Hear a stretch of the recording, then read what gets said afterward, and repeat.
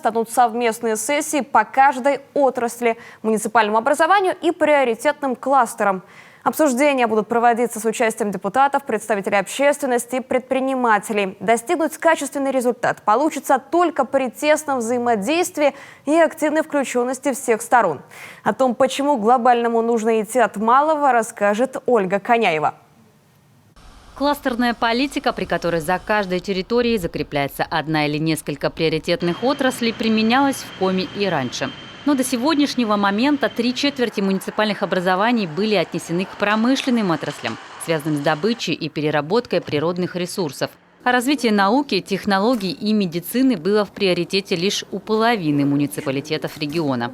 Такое распределение не совсем отвечает требованиям современности, а потому в ближайшее время подход к определению главных векторов развития на каждой территории будет пересмотрен. Правительство отталкивается от 3 ключевых задач.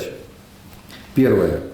Наращивание в основных отраслевых секторах, глубокой переработки, вовлечение в производство новых материалов и расширение рынков сбыта.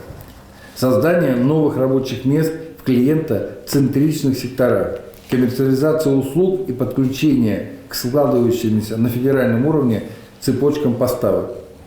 Обеспечение поддерживающей инфраструктуры, заключенной на конкретные проекты, максимализация мер государственной поддержки умного тарифного регулирования.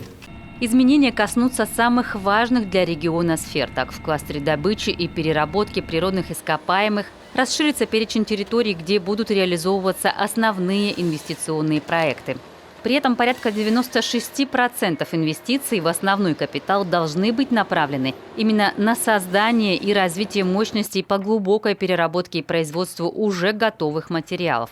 На выпуск такой продукции будет нацелена и лесная отрасль. Для этого выделяется более 30% экономически доступной расчетной лесосеки. Все это поможет создать новые стимулы для развития науки, дизайна, IT в регионе. Что же касается сельского хозяйства, особое внимание инвестпроектам по созданию новых и расширению действующих мощностей. Сегодня многие предприятия республики работают на пределе своих возможностей. При этом спрос на продукцию местного производства большой, но без финансовой помощи фермерам не справиться. Это же касается туристической отрасли. Здесь похожая картина. Потенциал есть, но с инфраструктурой и возможностями пока проблемы.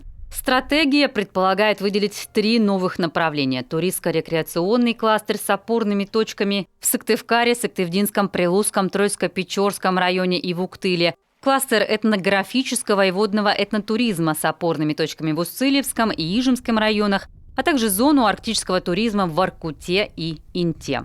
Это очень важно, чтобы каждый муниципалитет понимал свое место в стратегии, и стратегия муниципальная подтягивалась к тем целям, которые ставит республиканская стратегия. Это очень важно. И здесь также хотелось бы отметить, что в муниципалитетах предполагается проведение стратегических сессий. Конечно же, от того качества проработки муниципальных стратегий, от их включенности в общие цели будет очень многое зависеть. Чтобы глобальная стратегия из теории превратилась в реальную работающую практику, должно пройти немало времени. Но что еще более важно, необходимо четкое понимание задач на местах. Муниципалитеты – это начальное звено в цепи реформирования экономической системы. И от того, насколько плодотворной получится взаимодействие всех заинтересованных сторон, будет зависеть, сможет ли республика в конечном счете выйти на качественно новые показатели. Ольга Коняева, Ксения Лосева, телеканал Юрган.